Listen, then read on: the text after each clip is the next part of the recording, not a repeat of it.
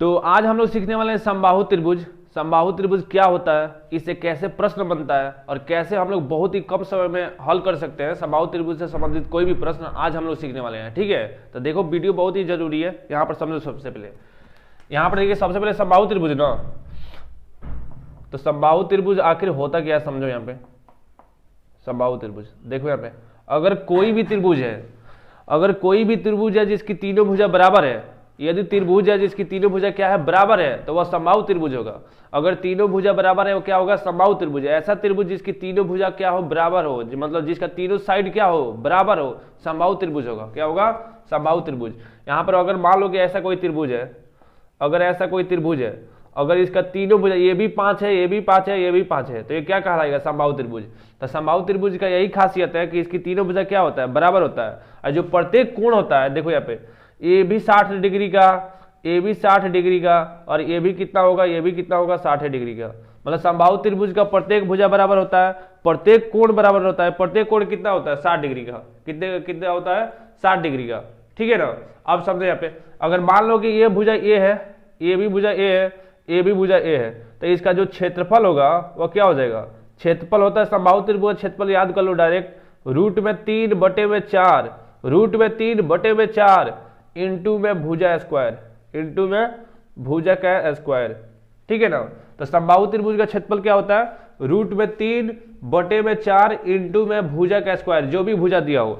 समझो यहाँ पे, अगर मान लो एक समबाहु त्रिभुज है, सवाल में समझो यहाँ पे, अगर एक समबाहु त्रिभुज है जिसकी भुजा क्या है, 4 सेंटीमीटर है, भुजा क्या है, 4 सेंटीमीटर, हमें क्या करना है, इसका क्षेत्रफल ज्ञात करना है। तो क्षेत्रफल देखो क्या है, यहाँ पर क्या है, √3/4 इंटू में भुजा स्क्वायर, √3, तो देखो यहाँ पर √3/4 इंटू में भुजा का स्क्वायर। तो भुजा कितना दिया, 4 दिया है ना, तो 4 का स्क्वायर बताओ, 4 का स्क्वायर कितना होता है, 16 होता है। तो 4 से ये 16 कितनी बार में कटेगा, 4 बार में, तो कितना आ जाएगा, 4√3, 4√3। तो क्षेत्रफल कितना होगा, 4√3।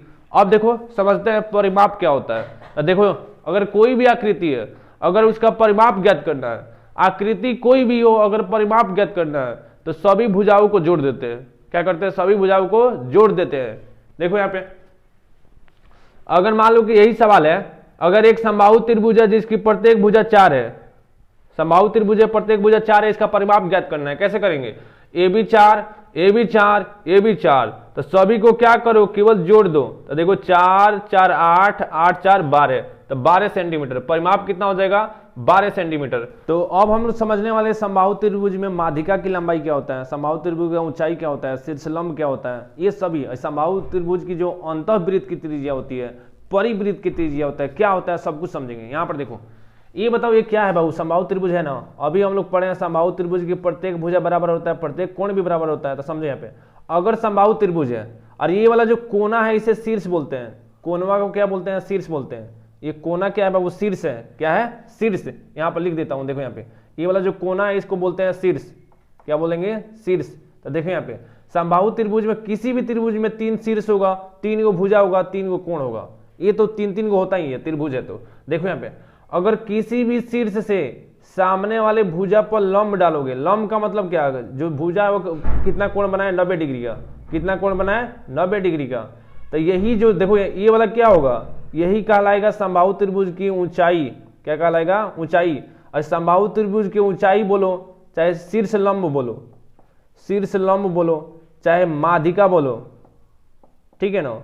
ये तीनों क्या होता है, तीनों एक ही होता है। समबाहु त्रिभुज का यही खासियत है, मतलब समबाहु त्रिभुज का यही गुण है कि किसी भी समबाहु त्रिभुज में उसकी ऊंचाई, शीर्ष लंब और माध्यिका तीनों एक ही होता है। अब देखो यहाँ पे, अरे बिल्कुल देखो यहाँ पर क्या होता है, इसका केंद्रक होगा। क्या होगा, केंद्रक। तो समबाहु त्रिभुज का केंद्रक होगा, जो माध्यिका को कितने अनुपात में बांटेगा, 2:1 के अनुपात में, 2:1 के अनुपात में। अब हम लोग समझेंगे कि समबाहु त्रिभुज में अंतःवृत्त क्या होता है, अंतःवृत्त की त्रिज्या कैसे निकालते हैं। ठीक है ना। परिवृत्त क्या होता है, परिवृत्त की त्रिज्या कैसे निकालते हैं, समझो यहाँ पे। देखो यहाँ पे अभी समझेंगे, ये वाला क्या होगा, समबाहु त्रिभुज का केंद्रक होगा। केंद्रक होगा ना, तो इस केंद्र इसे केंद्र मानकर एक ऐसा वृत्त बाबू बनाओ ना, जो तीनों भुजा को अंदर से स्पर्श करते हुए जाए, मतलब बिल्कुल छू कर जाए, टच करते हुए। ऐसे मतलब गोला एक बना दो, मतलब वृत्त बना दो जो तीनों भुजा को क्या हो, छू कर जाए। तो यही वृत्त क्या होगा, अंतः वृत्त। अंतः का मतलब क्या होता है, अंदर, मतलब अंदर बना हुआ ऐसा वृत्त जो तीनों भुजा को बिल्कुल छू कर जाए, उसे क्या बोलेंगे, उसे अंतः वृत्त बोलेंगे। और तुम जानते हो ये वाला क्या होगा, इसका केंद्र होगा। केंद्र और परिधि, मतलब बाहर वाला क्या होता है, परिधि होता है ना, केंद्र और परिधि के बीच की दूरी क्या होता है, त्रिज्या होता है। क्या होता है, त्रिज्या। तो यही क्या होगा, त्रिज्या होगा। तो यही इसे भी बोलेंगे अंतःवृत्त की त्रिज्या। अब देखो परिवृत्त क्या होता है, तो देखो यहाँ पे परि का मतलब होता है बाहर, परि का मतलब बाहर। तो यहाँ पर देखो, अब यहाँ पर देखो ये वाला क्या है, ये वाला केंद्रक था। अब देख समझो, ऐसा वृत्त बनाओ जो तीनों शीर्षों को, यहाँ पर ये शीर्ष है ना, ऐसा वृत्त बनाओ जो तीनों शीर्षों को बिल्कुल ऐसे ही छू कर जाए, बिल्कुल छू कर जाए। तो इसे बोलेंगे परिवृत्त। परि मतलब क्या होगा, बाहर से जाए, क्या हो, बाहर से जाए। अब यहाँ पर देखो एक केंद्र था, ये वाला दूरी क्या होगा, यही ना त्रिज्या होगा। तो समझो यहाँ पे ये वाला देखो, ये वाला कितना अनुपात 1 था, ये वाला अनुपात कितना था 2, तो 2 संबंधी 1 के अनुपात में बांटना है ना। अब समझो सवाल कैसा आएगा, देखो यहाँ पे अब हमें समझना है सवाल मतलब बिना सूत्र के सवाल कैसे उड़ाते हैं, समझो यहाँ पे। तो अब क्या करना है, आपको ये वाला बात नोट करना है। यहाँ पर देखिए, यहाँ पर देखो इंपॉर्टेंट में नोट करना है। देखो अगर मान लो कि समबाहु त्रिभुज है, ठीक है ना, तो रेशियो से सवाल कैसे करते हैं। देखो समबाहु त्रिभुज है, तो समबाहु त्रिभुज के प्रत्येक भुजा तुम लोग क्या लोगे, 2 रूट में 3, 2 रूट में 3, ठीक है ना, 2 रूट में 3। और ये तो अभी बताएं ये वाला केंद्रक होता है, एक केंद्रक। अब देखो ये वाला क्या हो जाएगा, 2 हो जाएगा, ये वाला क्या होता है, 1 होता है। तो अंतःवृत्त की जो अंतःवृत्त की त्रिज्या यही है ना, देखो यहाँ पे अंतःवृत्त की त्रिज्या यही है।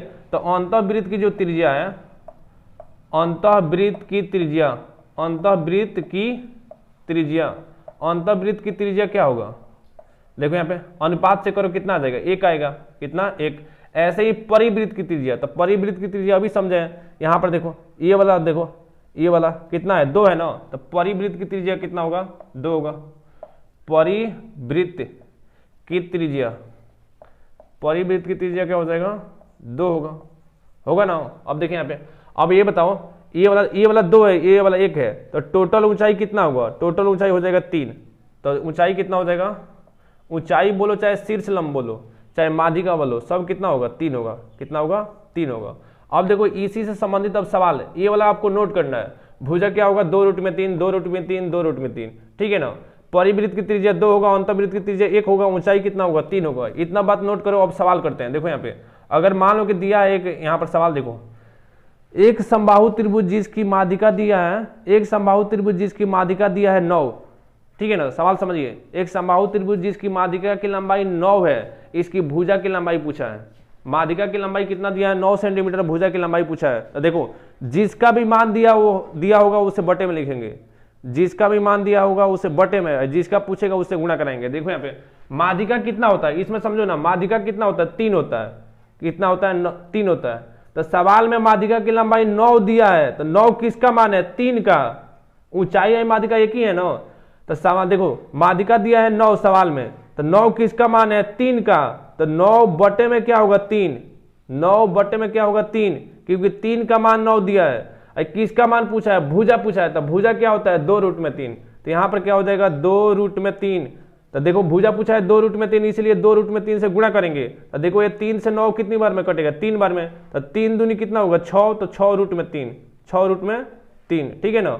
अब अगर मान लो इसी सवाल में देखो एक सवाल और समझिए। देखो एक समबाहु त्रिभुज है जिसमें परिवृत्त की त्रिज्या दिया है 6 सेंटीमीटर, परिवृत्त की त्रिज्या कितना दिया है, 6 सेंटीमीटर। अब भुजा पूछा है, तो देखो यहाँ पे परिवृत्त की त्रिज्या कितना दिया है, 6 सेंटीमीटर। मतलब कि ये परिवृत्त कितना होता है, परिवृत्त की त्रिज्या कितना होता है, 2 होता है। तो 6 किसका मान है, 2 का मान है, तो बटे में लिखेंगे। जिसका भी मान दिया उसे बटे में। तो 6 किसका मान है, 2 का। कि क्या पूछा है, भुजा पूछा है। तो भुजा क्या होता है, 2 रूट में 3। क्या होता है, 2 रूट में 3। तो देखो 2 से 2 कटेगा तो क्या आएगा, 6 रूट में 3। क्या आएगा, 6 रूट में 3। क्या आ जाएगा, 6 रूट में 3। अब दिया एक समबाहु त्रिभुज जिसकी अंतःवृत्त की त्रिज्या 8 सेंटीमीटर है। एक समबाहु त्रिभुज जिसकी अंतःवृत्त की त्रिज्या 8 सेंटीमीटर है, इसकी परिवृत्त की त्रिज्या और उसके साथ साथ भुजा भी पूछा है। तो समझो यहाँ पे अंतःवृत्त की त्रिज्या 8 सेंटीमीटर है। 8 क्या है, अंतःवृत्त की त्रिज्या। तो अंतःवृत्त की त्रिज्या कितना होता है, 1 होता है ना। तो 1 का मान दिया 8, तो बटे में 1 लिखेंगे। क्या लिखेंगे, बटे में 1 गुणे इसकी भुजा पूछा है ना। तो भुजा कितना है, 2 रूट में 3। भुजा कितना है, 2 रूट में 3। भुजा 2 रूट में 3 है ना, इसीलिए 2 रूट में 3 से क्या करेंगे, गुणा करेंगे। बार बार देखो, बार बार मैं बताता हूं, जिसका भी मान दिया उसे बटे में लिखो ना, जो पूछ रहा है उसे गुणा करो, ठीक है ना। जिसका भी मान दिया उसे बटे में, जो भी पूछेगा उससे गुणा करेंगे, ठीक है ना।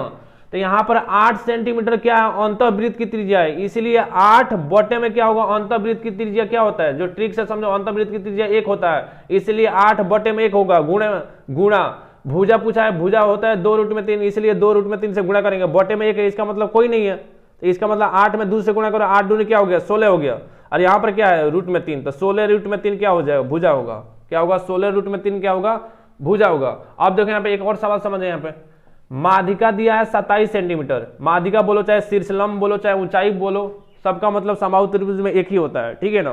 तो जो माध्यिका दिया है वो 27 सेंटीमीटर दिया है, बोला है इसका परिवृत्त की त्रिज्या क्या होगा, ठीक है ना। तो ये बताओ, माध्यिका है 27 सेंटीमीटर, तो माध्यिका क्या होता है, 2 1 3, ये जोड़ दोगे ना ऊंचाई, तो 2 1 3, इसका मतलब 27 किसका मान है, 27 जो मान है वो 3 का, इसलिए बटे में 3 लिखेंगे।